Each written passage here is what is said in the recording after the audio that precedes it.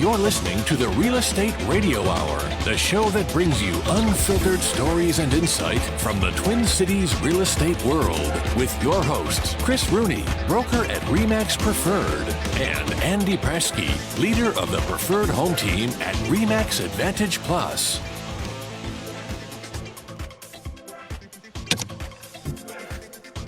Oh, I forgot to put on my uniform. Fancy hairdo. You should wear one of these, Rooney.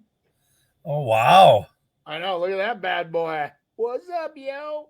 I would have had to go to some classes to get that, I think. If you, all you had to do is walk in the front door and show up one time, and they gave you one of these. So you didn't get one, huh?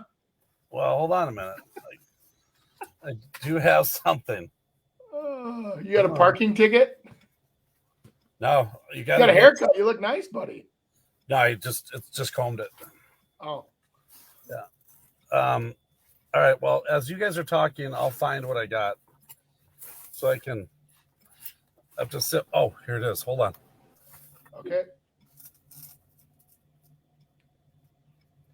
What is that? Trump spray? Trump Tower. You put that on and it makes you talk arrogantly, or what happens? Yeah. Oh God. Whoops. Do you hear me honk on the horn? You're not driving, are you? Oh my God. No, I'm stopped. I'm in a parking lot right now. Am I spitting again? So you guys can make fun of me? No, we're not making fun of you. You're doing that yourself. So no, it was good. I mean, I got to do a lot of networking and stuff. That's kind of why I go there. I also take it kind of as a vacation. Yeah. Kind of a getaway. So to have a little more why don't we tell everybody relaxation? where we were? But it was a good convention. We went to a lot the of people there. Holy Chris, cats, you got to tell them that we went to the Holy there? Land. We migrated back to the Holy Land to pay homage to the leader of our brokerage. Oh.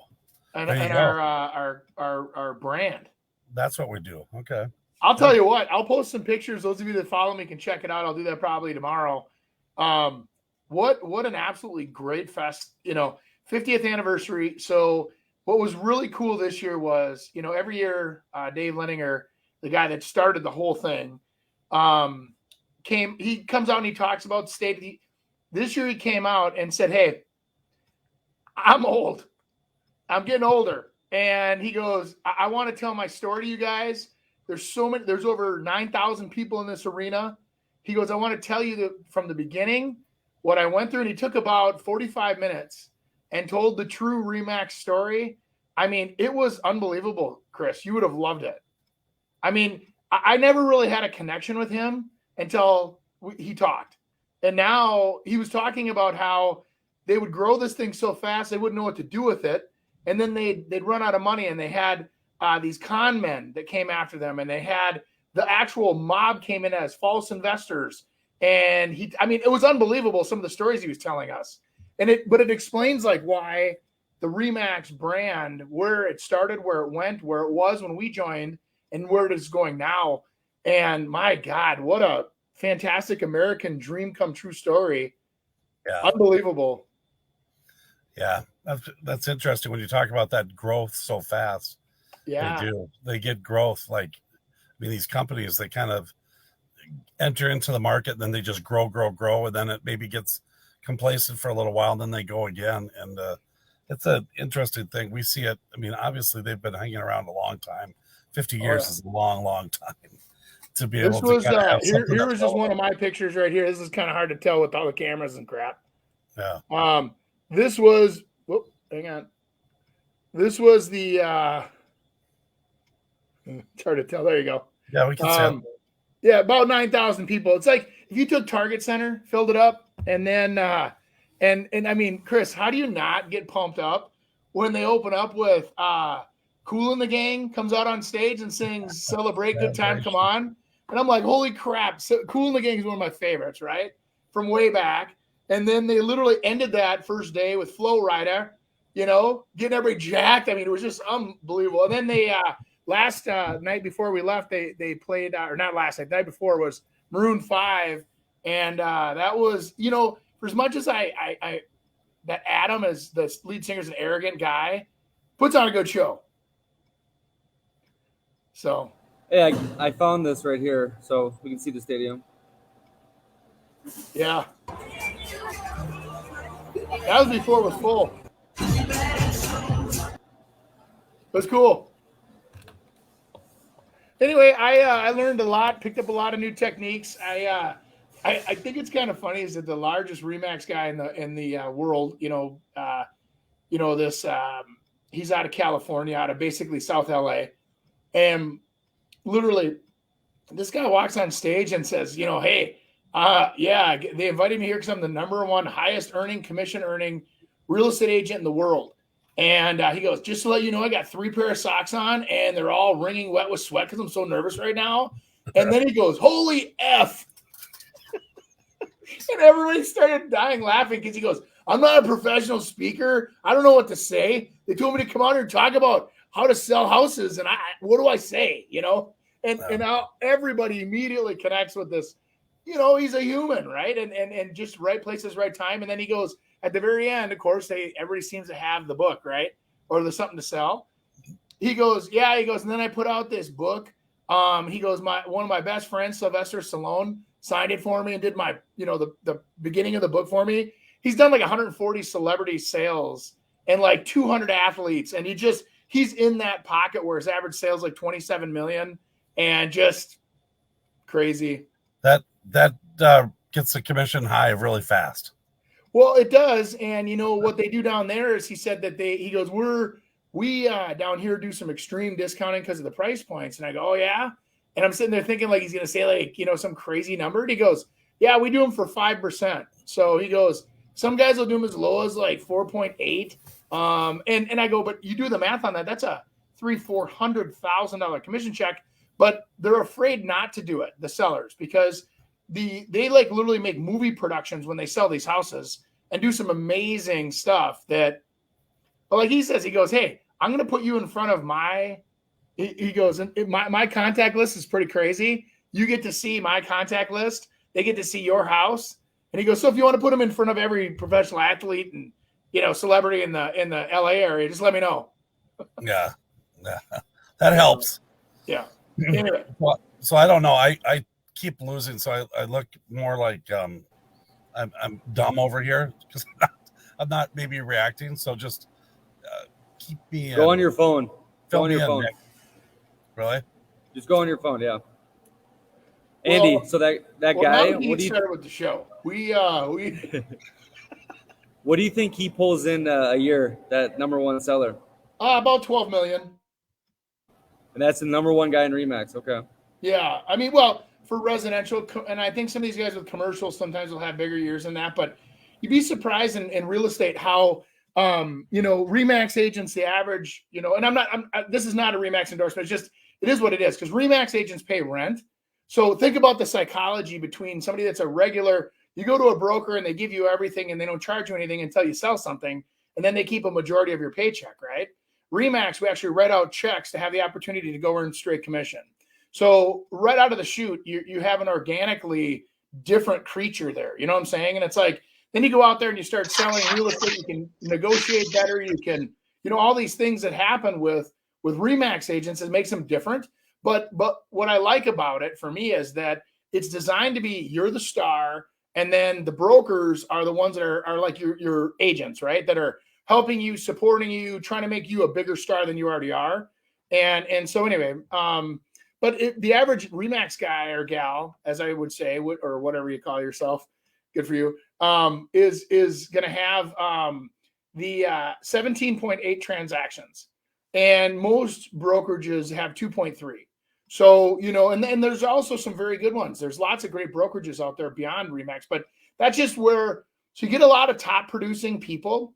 And what's new to Remax, which a lot of people are shocked about, is how it's now become an open format where people share. So there's a round table where I'm sitting with other agents that are similar in size or even bigger than where I am with my team.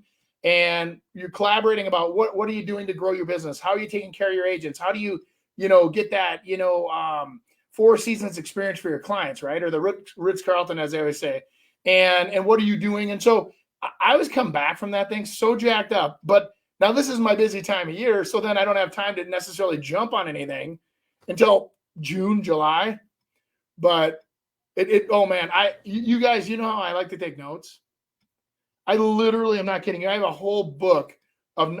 I meticulously take notes because I'm afraid I'm going to forget those nuggets that they give you, and I'm like, so I'm note guy. Just anyway, Chris laughs at me, but it's okay. Hey, last week we were all hyped about the professional and your trophy, Andy. So I think we got to give the man below there his credit too. So I see this. He got number 72. That guy right there is pretty impressive.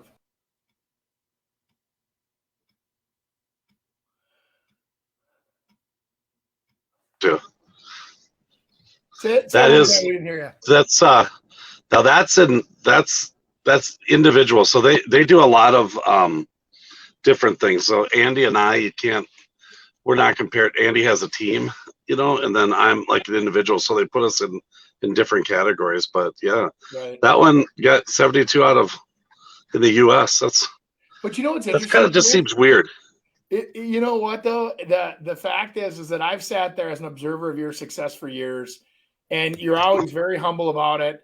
You're consistently a top producing agent in the high end luxury market, and people come to you. Everybody asks, hey, my buddy Chris. Everybody freaking loves you. So I'm not trying to do an ad for you, but you are even though you don't show up in anything, you're one of the more respected guys in the Twin Cities. I'm serious. I told you, man. I show up. I just don't take very good notes. I'll make you copies so you can throw them away. Yeah, I think it's, I think that's the whole real estate thing. It's like, you got to do what you do.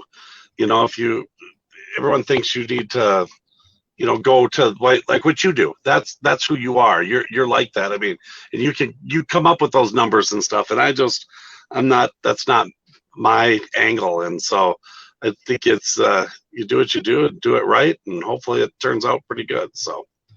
Yeah, I mean, but it is crazy though when you sit down with some of these other teams where my team will sell hundreds of houses.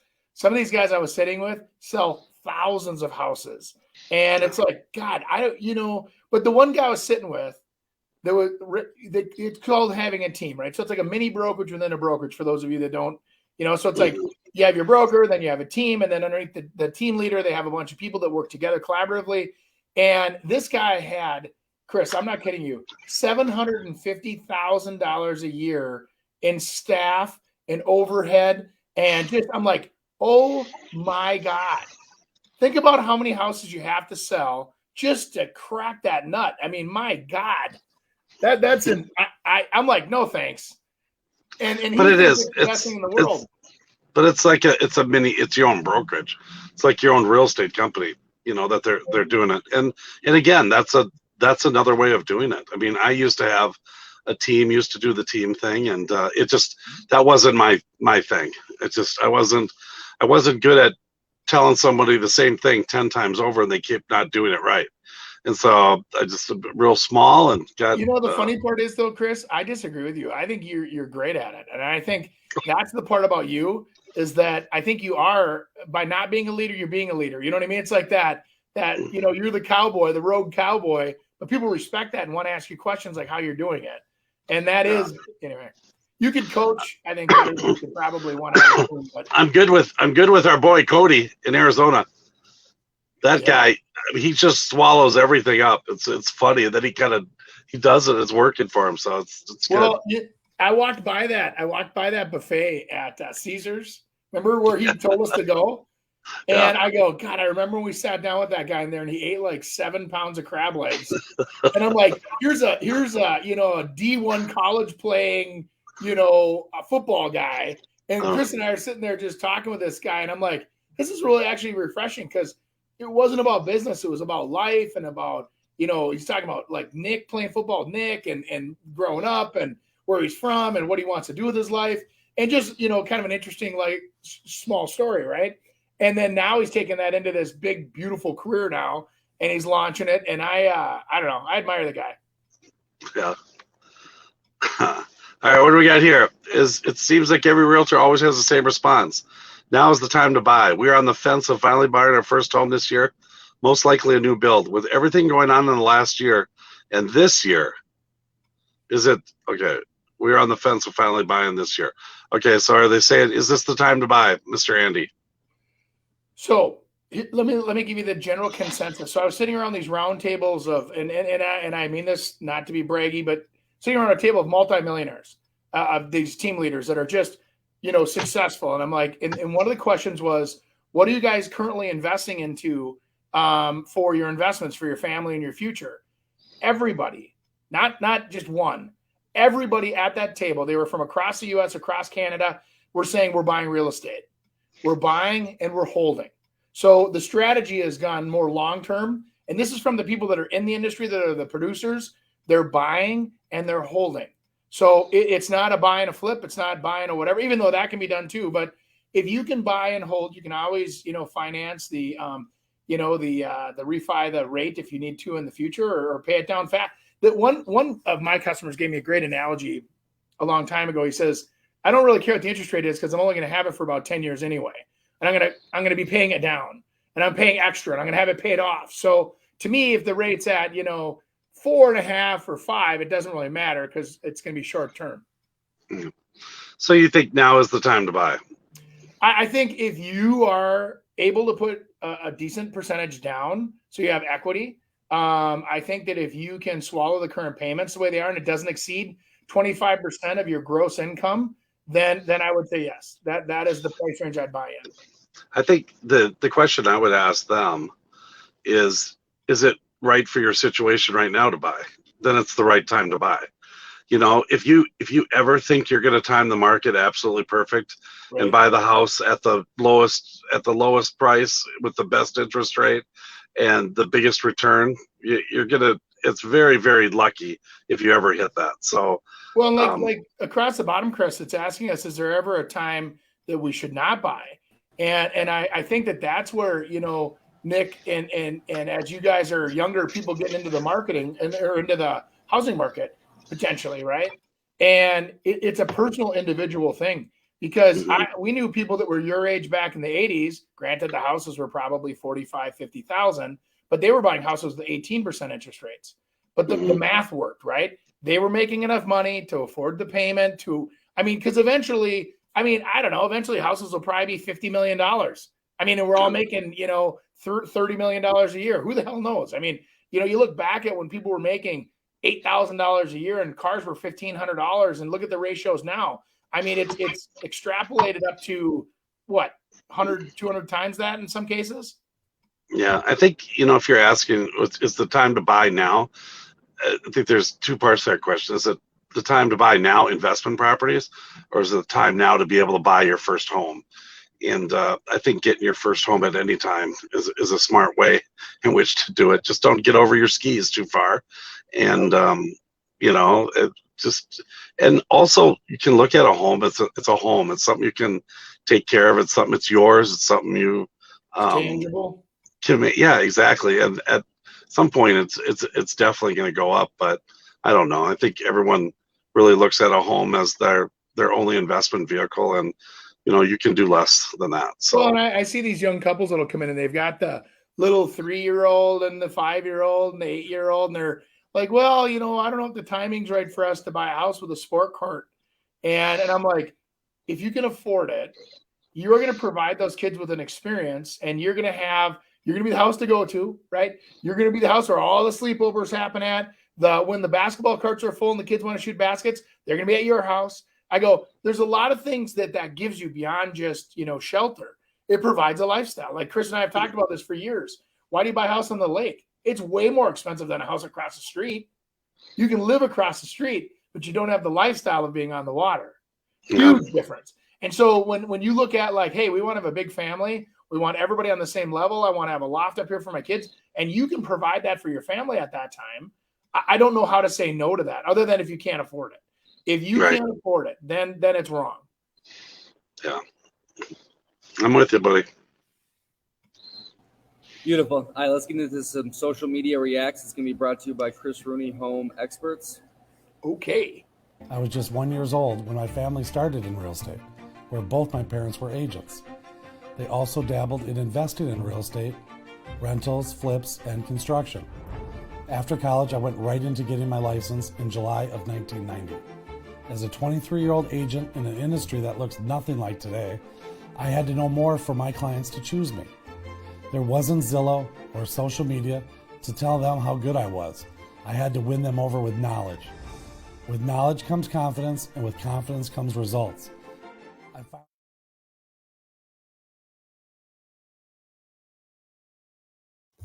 Well, he's got the confidence part down. Well, I need to add. What up, fam? All right, yeah, you want to show me around? That's what's up. Straight up, this house is valid. Literally dead. Literally dead. Literally dead. Whoever picked this paint color understood the assignment. Sick. Hang on. Oh, you're a Swiftie? All right, so straight up, the market is low-key trash right now. I check the vibe on the MLS every day. Houses out there are mid, no cap. Most buyers are simps for a deal right now. I don't vibe with that, neither should you. No, I will slay as your realtor. Make this house the main character. And that's what's up. So bet?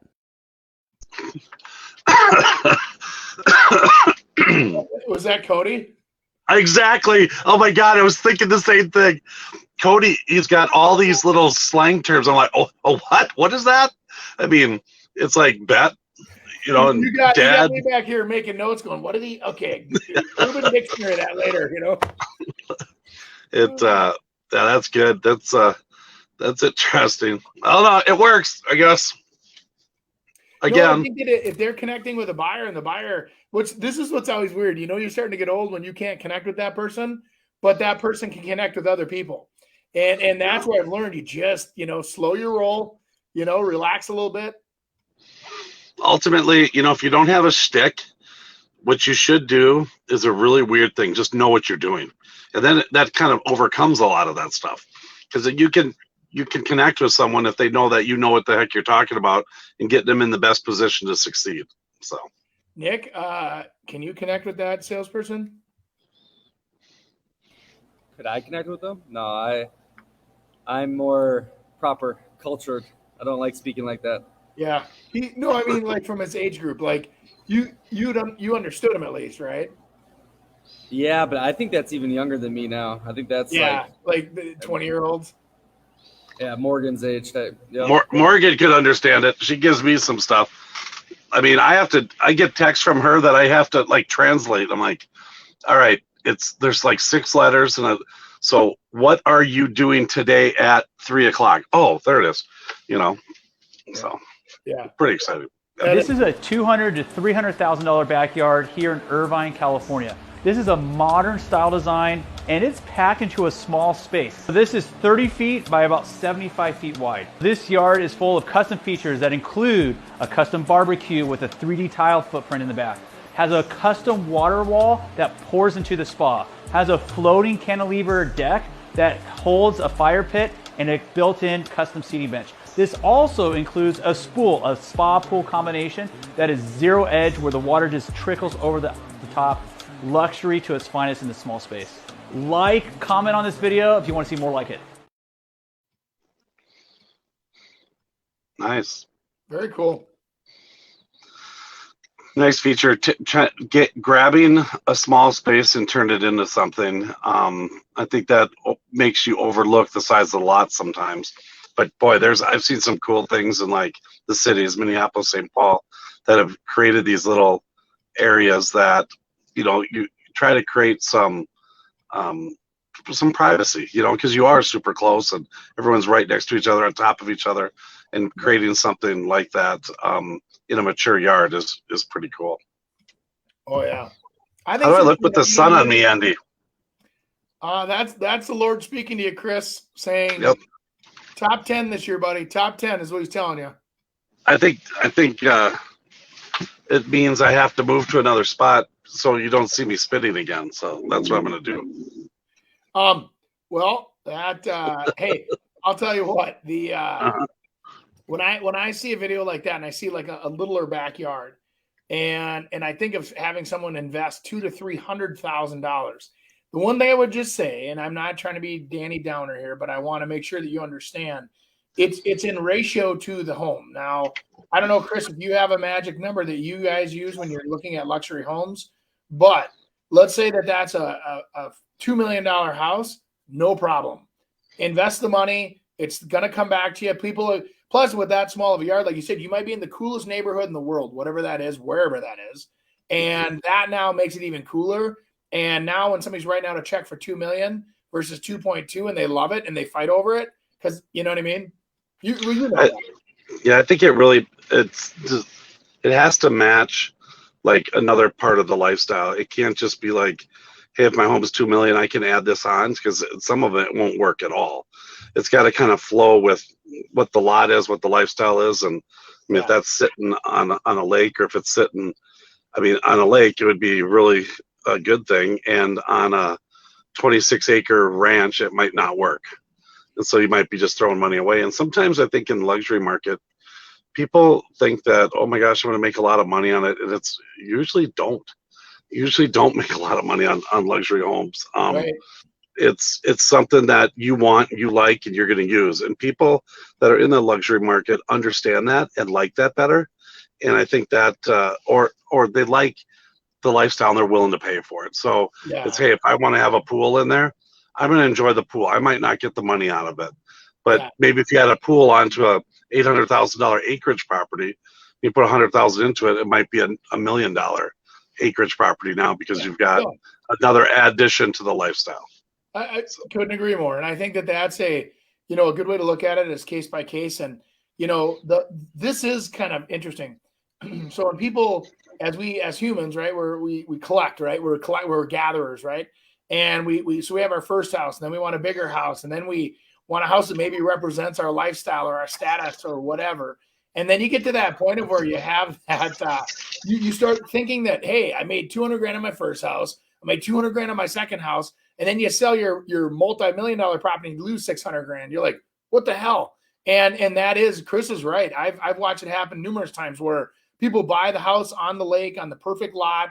They stick 600,000 into it. When they sell it, somebody else comes in and guts it again and redoes it the way they want it, because that buyer in that price range has that kind of budget. And so you just understand that, there's not always an ROI on some of those investments as well. I think that's why when people kind of put out there that, hey, everything we put into a house is investment, we're going to make money on it. I just don't think that's necessarily true. And it used to be the way I always thought. No, don't do that, because you're not going to get your money back. A 3-season porch. That was me. That was my thing. Is you're never going to get your money back.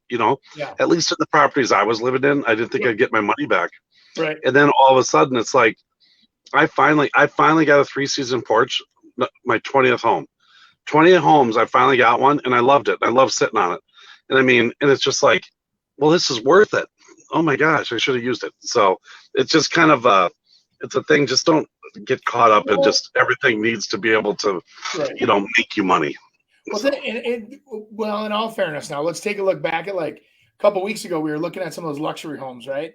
And we were saying, they were priced at like 1.2, and we're like, fixed up, this is a $2 million house. Well, that's a little different. I think if you've used that luxury features and you've rode that train all the way to the end of the tracks, and now it's time to renovate or remodel, then it's a little different. But then at that point, like the people that were selling them as is, they know better. They don't want to stick 600 into it to get 400 back. So, I see there's a question there about, like, last week we were saying not to skimp out on luxury flips. And I 100% agree to not skimp out, but maybe you don't add that's not going to maybe get your value. So, like, to me, if you're doing a flip and you want to pick, if it accentuates that lifestyle, then yes, it's a great thing. But there's some that you don't have to, or you don't need that. So maybe you're doing a flip and it's already got a pool in it. You don't have to rip the pool out and then create this little area. That's it for a small lot. But you might, like, you know what, I'm going to put accordion doors in, and the sliders are going to all open to this pool. That might be an investment that's much more worth it. The awe and the kind of that initial, whoa, this is amazing, this house. So yeah, you don't skimp out. You don't skimp out, but you pick the right pieces to that flip or turn or investment. Just tell the damn truth. Just tell the damn truth. I love that line. McGrath used it at ARIC 2 years ago, and it's so true.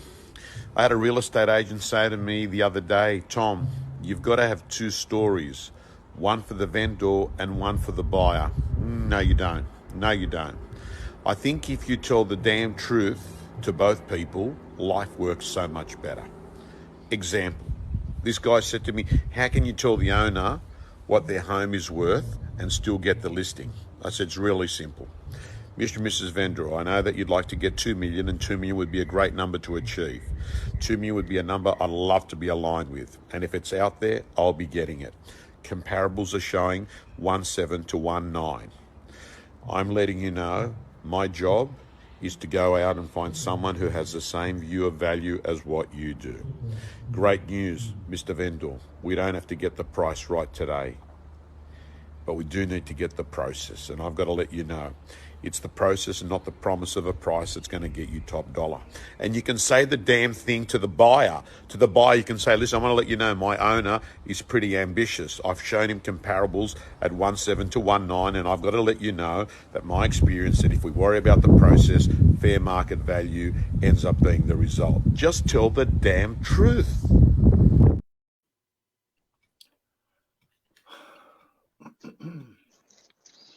Okay. I mean, obviously the premise of that is correct. I don't know if I agree with his process, but I think the premise of it is, I don't think liars or realtors set out to lie. I think sometimes realtors just don't give you the whole story. And it is true what he said that, how you get a listing and not get a listing. And I think that's why you really have to kind of push the fact that you know what you're talking about. And they have to believe that. And knowing what you're talking about is actually having done this stuff. So it's really important to do what you do right. And I think eventually, everyone wants the most amount of money they possibly can, and everyone wants to push it. It's who do you think is the best person to put you in that position in which to be able to push it? And so I don't know. I think it just gets to a point that some listings you don't want, if they're totally unrealistic. But hey, if it's worth trying, you certainly can try. And I always talk about that. What we're trying to do is trying to get more of the market. If we're trying to get one certain buyer, well, it might just take a lot longer, but that one certain buyer might pay for it. Like I said, I've had listings before that one, I remembered, different price point, but it was $99,900. This is years and years ago. And it was on the market exactly for 1 year. We ended up having 3 offers at the same time. It's just like, hey, someone wanted it, and the other ones kind of fell in line, and we ended up getting over full price after a year on the market. So, yep. But we had to wait. You had to wait it out. Yeah, no, and I agree with all that too. I think that, the whole, you got to be honest. Well, like, people are lying. I don't think they're lying as much as you got to remember the position you're putting a real estate agent in as a buyer. Think about this. Imagine if you went to your doctor and your doctor had to sell you on allowing them to do the procedure that they just diagnosed you with.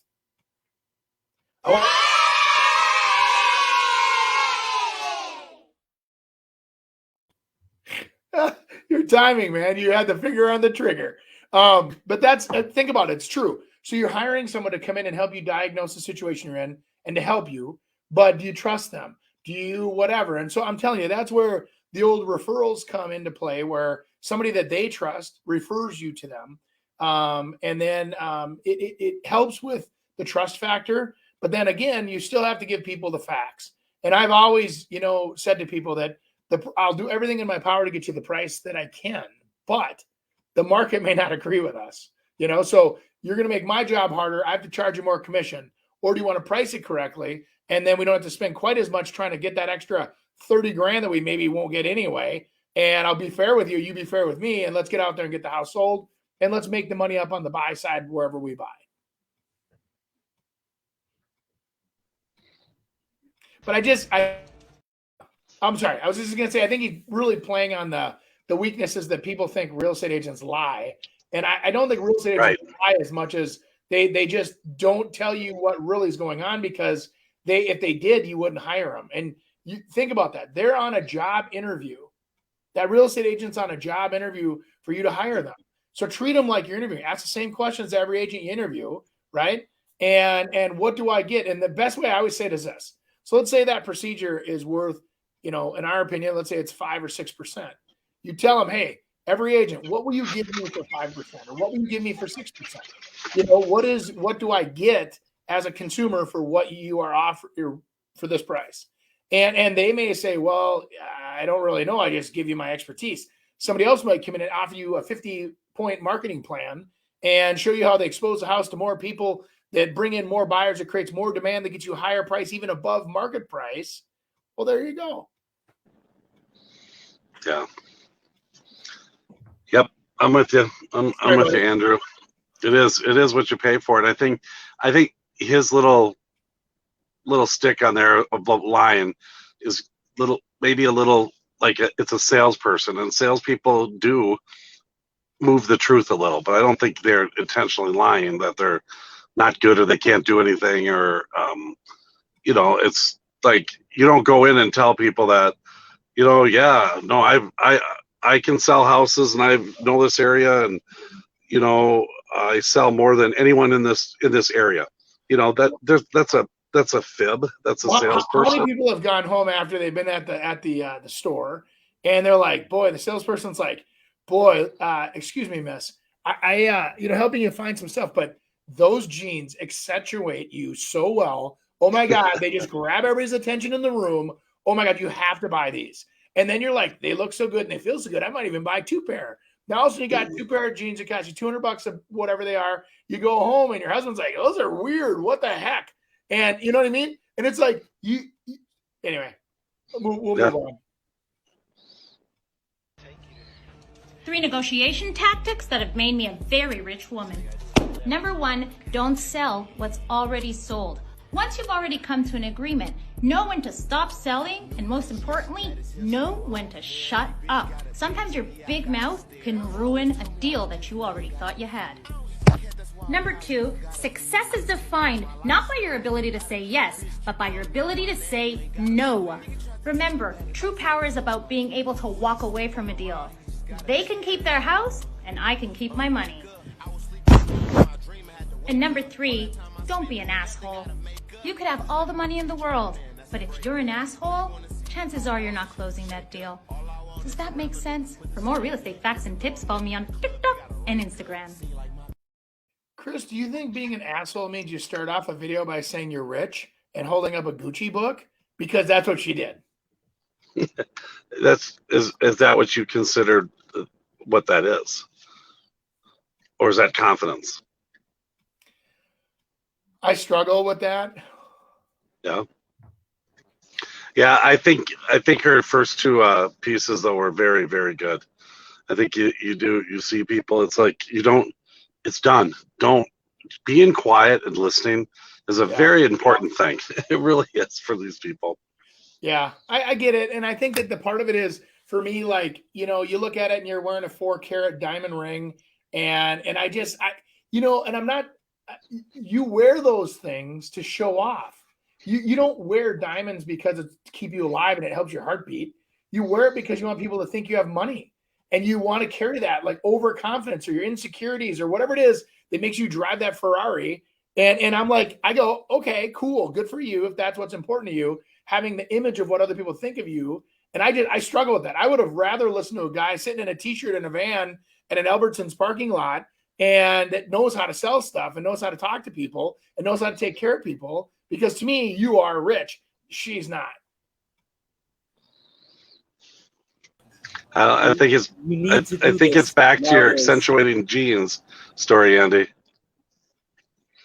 I mean, people, it's perception. There's a lot of that is perception, especially as the higher the values are, that people want you that you understand those people too that are buying, that the crowd that you're buying understands that, because I think a lot of times people don't understand who the level of buyer that they're dealing with, and it's not all about, hey, whatever's the cheapest, it's what's the best value. And I think, and maybe she's trying to portray that, But I think if I look past her rings and her Gucci's, whatever it is, it's kind of like what she said. There's a lot of truth to that. So, in my opinion. Can you guys hear me? Yes. So I was doing some research on this lady and some other influencers in the real estate space. One guy that I always get memes from has probably the stupidest page ever, and he's getting like 50 different referrals like a week off it, and he just sends them out to people across the country. And I guarantee you, this lady is doing the same thing. She makes these TikToks and hitting the camera and acting the way she does, and tons of people in her DM saying, "Hey, I'm in this area, I need my house sold," and she refers it out. Cool. That makes sense. That's actually that's interesting. That's really an interesting way of playing with this stuff. Yeah. Is, you get to be this person, and it's like, hey, create this group all around the United States that you can get people to be able to go and, work with these like-minded people that are following you on social media. I mean, that's kind of interesting. Hey, Nick, get on it. Get on it. Yeah, find people that want to deal with old dinosaurs. Yeah, exactly. Who wouldn't want to work with us? Yeah. Jeez. I don't. You guys, you got to understand. I throw the opinions out there because you asked me to. Normally, in a normal day, somebody like that would breeze by me and I wouldn't even pay attention to her. So, you know what I mean? Hey, Chris, do you want to do Andy's commercial?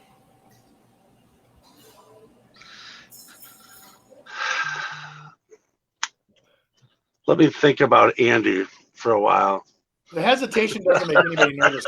It builds the suspense. No, I think we could do it together. I think that Andy, what kind of seller are we looking for? What is the main type of hot commodity that's happening in the Champlain Blaine area right now, Brooklyn Park Center? Hot commodity? Just being available to sell something, but what's the top listing that you need right now? What do we need to go get? What price point? Right now, I see a lot of buyers with children. I'm seeing a lot of empty nesters. Those are the two. First-time home buyers are really struggling, but I'm seeing a ton of people. They want the 4-bedroom, 3-bath. They want the 2 stories. They want the square footage. They want the home office. Does it have a sport court? Great. Does it have a theater? Great. I mean, but it doesn't have to. I think that that's the biggest need that I'm seeing out there right now for the marketplace. And then I'm also seeing the people that are selling that house, and their the knees are getting sore and they're sick of the stairs, and they are like, hey, I want to go find the retirement house or the 1-level easy living house.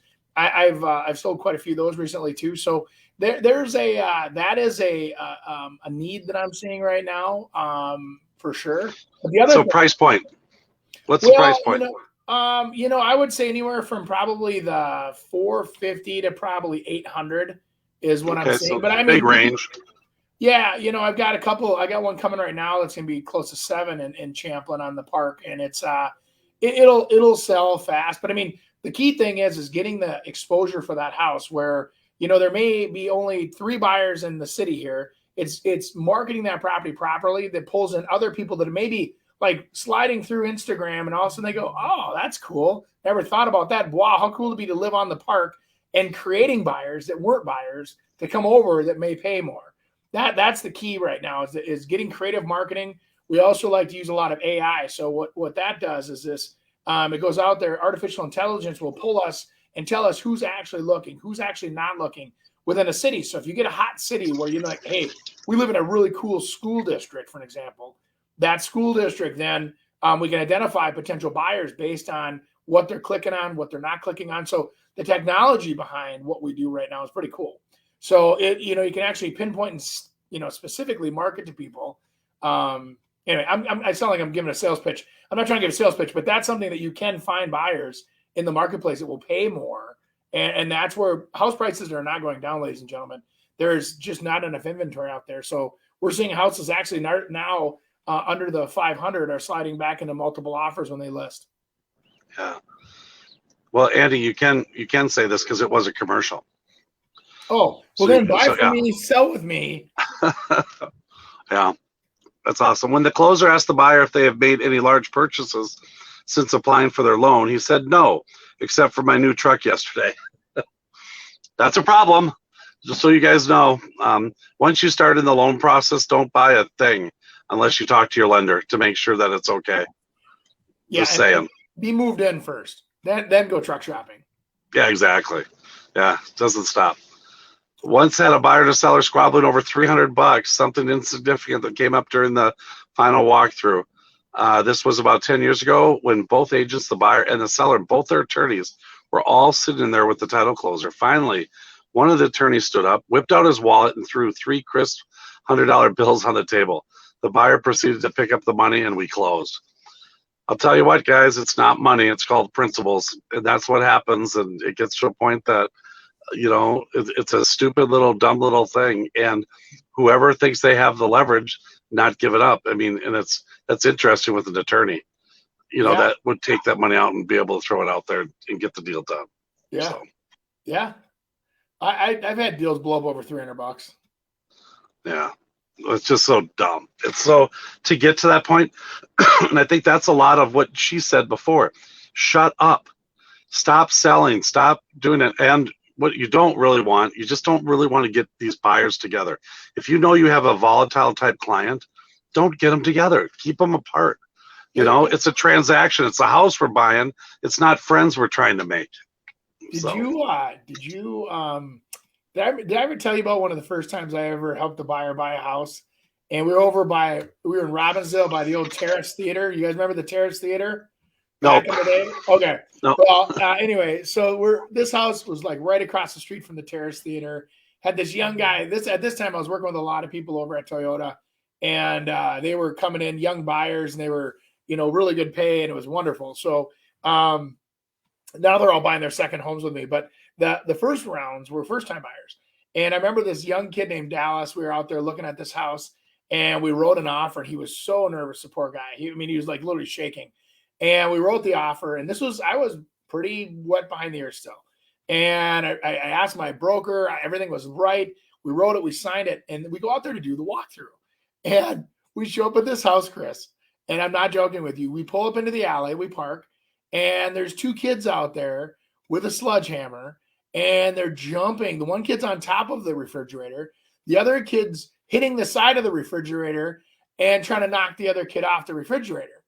And I'm like, hey, fellas, how's it going? This is, 20-some-year-old Andy going, hey, how you doing? Good to see you kids. And they're like, oh, yeah, this is the best. And we go inside, we look at the whole house, and I go, oh, that's weird. The refrigerator's missing. And we go, we come outside, and I look, and I go, what the hell? Maybe the refrigerator went bad and they were just getting rid of it quick. It's cheaper to recycle it yourself than it is to, they were breaking it into pieces so they could put it into a dumpster. And I call the agent, and the agent says, well, they thought you didn't want it because it wasn't written in the purchase agreement. And I go, I put all appliances as seen on. And they go, yeah, but that one wasn't plugged in. And so this poor kid, this Dallas, literally was so upset. He was like almost in tears. And I says, here's the good news, buddy. We're going to go shopping right across the street at the old Montgomery Wards, which was right there. And I said, let's go get you a brand new fridge, buddy. Oh my God. I was so embarrassed. So that was one of my first, but you know what? That kid, I think, referred me to 50 people. I mean, he was like, my realtor bought me a refrigerator and we had so much fun. And, I went to his open house when he did an open house, and it was cool. Anyway, so stuff does happen for a couple hundred, and that was a couple $100 item back then. Unmute.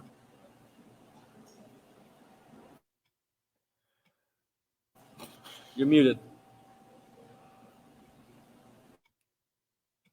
Well, there you go, Chris. It was nice talking with you, buddy. I got another one. This one is long, but it's very sad. So here. Oh.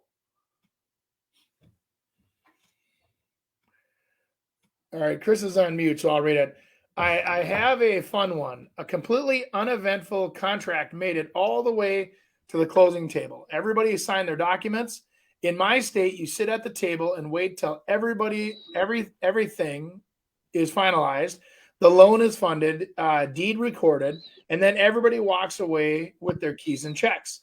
The buyer, seller, their agents, and the loan officer are sitting at the table chit-chatting when the buyer mentions that they're going to go out immediately and start enjoying their retirement. In the BU mentions, I don't know what that means, that there's going to go out immediately and start enjoying their retirement. Oh, and the beautiful lake house they just bought. He had retired the day before from his job that qualified him for the loan. No one walked away with keys or checks that day. There you go. That's exactly why. Well, there's another reason to be quiet again. You know, I mean, especially if you're being deceptive like that, because there's no way in which to be able to, at least the mortgage company doesn't think how you're going to pay the loan back. So the old loose lips sink ships. There you go. And this is why in a lot of states they don't have buyers and sellers get in the same room for that exact reason. Yeah, it's the chit chat that kills us. Andy, wasn't there one that you had? There was a couch in the lower level, but there's no way to get it out. Yeah.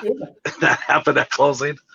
They were chit chatting, and they bought this leather couch, and the guy at closing, the seller, makes the comment. He says, "Well, we couldn't even get the couch out of the basement anyway, so we were probably just going to give it to you." And the buyer said, they paid for it, right? Yeah, and the buyer said something, and he goes, "Well, for $300, what do you expect? It's a pleather couch." The guy stands up and goes, "Are you effing kidding me? This is a pleather couch. It's not even a real couch for $300. Well, then go get the god blankety blank thing out of there, and we're not closing until it's done." Andy Prasky, as he gets up from the little puddle of pee-pee in the, I go, well, I said, good thing I got a Sawzall out in my truck. I said, why don't we head over there after closing? We'll cut it out of there. We'll haul it away for you guys. Oh, yeah. People say the dumbest things. I'm like, just don't talk. Although, Andy, I would rather have that stuff come up beforehand than after the fact, because as from a seller or representing a seller, at least you have the leverage of, you know what, I'm not going to sell it to you. Once they buy it, it's done. Then you're at the mercy of someone else making that decision for you, you know, if you screwed up. But the thing is you can't be deceptive. You just can't. No, I don't know if it was being deceptive as much as it was just like, why are you saying things like, that you don't need to say at the time? Because it was I had one last year where there was a lot of, let's just say, knickknacks, okay, in the house. And they were very cool knickknacks that probably made the house feel cooler than it really was, okay? So there was a big check being exchanged for the knickknacks to stay. And I'm telling you, I always tell people, I say, well, if I'm going to sell knickknacks, I said, what's my cut? And they go, what do you mean? Because I go, knickknacks can literally blow up a sale. And I said, if it gets blown up, I said, why would I let you take that risk for me? And they look at you kind of funny, and I go, if you guys want to cut a deal outside of closing, outside of me, I just don't even want to hear about it. You know what I mean? And people go, well, but and it's like, but nothing. I mean, when you're exchanging $3,000-$4,000 or the quote furnished cabin, and then the people say, oh, well, that was Grandpa's chair. We're not going to leave Grandpa's chair. But I said, you sold it as a furnished cabin. And that was there when they saw it and they asked for it. Assuming everything would be stayed. Like you said, it's furnished. Well, we just took one chair. I go, oh my God, this is what happens. And these deals blow. So I'm going to say this to everybody on air. If it's important to you, get rid of it. Pull it out of the house. Because if it shows, it goes.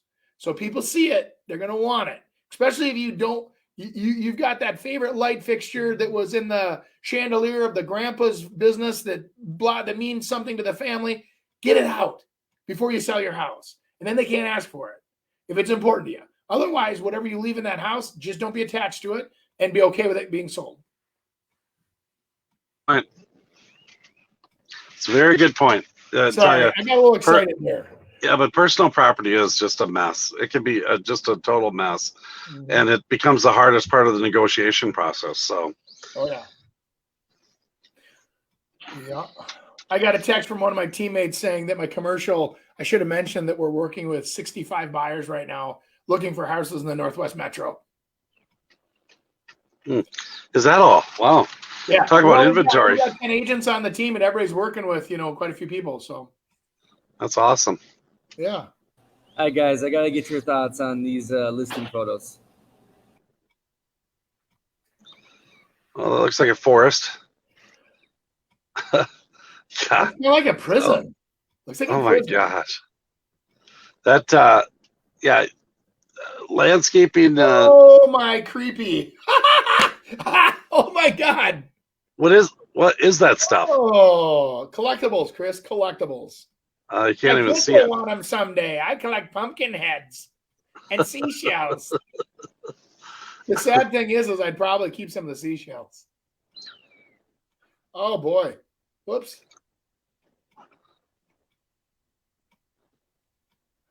So which room did the guy blow himself up in? Yeah. That was just that house alone? Oh. Holy moly. Seems like a lot of money for a lot. I would love to see what it says about that house. Where is it? I can't see it. I meant Miami. You guys made me go on my car phone. So where is that house? Miami. Okay. Miami. Well, if it's on some water, those pictures are fine. I don't know if it is though. I think Miami is just a hot market. Yeah. Yeah, I would assume it's very hot, especially in the summer. Yeah. All right, what else do we go? Can you read? All right, I got it. I recently closed on my home, but the weeks leading up to it were a nightmare. The buyer's agent gave the buyers a key to my home without my permission. Oh boy. And they started doing renovations. All right. I had to tell them to leave immediately and took the lockbox off the door to prevent them from coming back. On the day of closing, the buyers changed their down payment to $0. I have filed a complaint with the Realtor Association for my state, but is there anything else that I can do? If you closed on the property, it's done. You can obviously probably file some ethics complaints for sure. I mean, if a realtor ever gives somebody a key without it being their house or having permission, I mean, that's close to losing your license. Depends how much that owner. You can't do that. Right. I mean, I don't know if you could go after the broker and ask them for a percentage of the commission back to penalize the agent, because what ends up happening is they go for these ethics complaints. You sit in front of a board of realtors and they all say, yep, it's horrible. And then they fine them. But the people that are running the complaint don't get the money. A lot of times it goes right to the board of realtors, which is silly. But yeah, that's not a good thing. For us little realtors that are out there, never give a key to a client. I mean, and that happens a lot, that all of a sudden it's closing day, next morning, you do your walkthrough at 5:00 the night before, and you say, you know what? Well, I'm just going to give you the key now. Hang on to it. You just can't go in there before closing. Well, in the morning, they're like, well, geez, our car's full. Let's just go drop a load off at the house. Mm-hmm. And so they go drop a load off at the house, and all of a sudden the seller comes back to say goodbye to it one last time, and they see all those things in there. All hell breaks loose, people. Can't do it. Or put it in a new construction world, because I deal with this about 4 times a month, where, we just put some stuff in the garage and the city's going to get the CO, and they're like, well, you're occupying the property. We're not going to issue the CO. Yeah. And the people are like, what? We're not living there. They go, you have a personal property there. Yeah. Depends on the city. But I mean, I can't believe how many people are gutsy enough to move their stuff into a house. I get it. Don't get me wrong. I mean, we're buying it. What's the big deal? We're closing in an hour. That I get, but yeah, it's bad. Mm-hmm. Biggest lessons from the Remax event. They have good oxygen at every casino to be able to get yourself right back into the swing of things. A lot of those people are functioning with hangovers. They don't even know it, and they're functioning. Yep, exactly. That's my lesson. Andy, what'd you learn? I really I learned that the marketplace that we're heading into, actually, we will see less real estate agents. I think they were talking about the amount of agents and mortgage brokers that are going to be going away from the business, which is always okay because those will stick around. And they really talked about it becoming a what they call professionals real estate business, where the sales are going to be happening, are going to be run by the professionals that act like professionals, treat their businesses like a professional business, and conduct themselves that way. And that it's going to get back to those that survive through the next turn, because it will be slower, right? So it's like they're not saying houses are going down in value. Don't scare the consumer. We're saying there's just going to be less houses to sell. Kind of like the car dealers, which dealt with that last year, where hey, we only get 6 cars a month.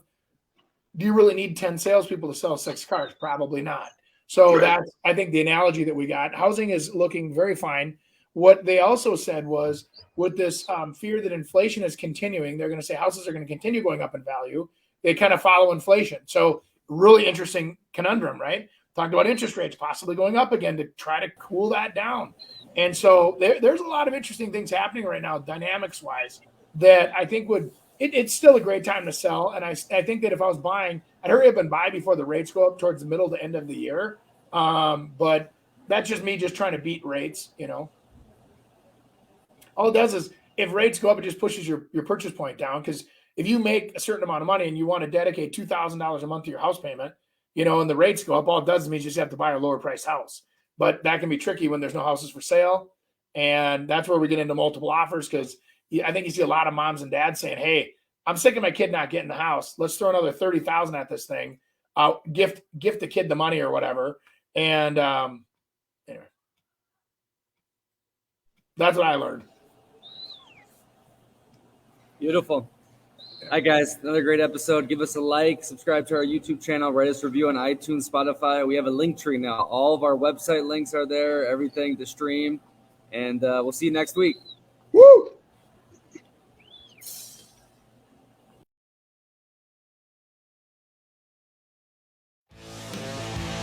Thanks for joining us this week on the Real Estate Radio Hour. Don't forget to visit our website, realestateradiohour.com, where you can subscribe to the show on iTunes, Spotify, Stitcher, or your preferred podcast listening app. If you enjoyed today's episode, we'd appreciate a rating on iTunes or sharing us with a friend.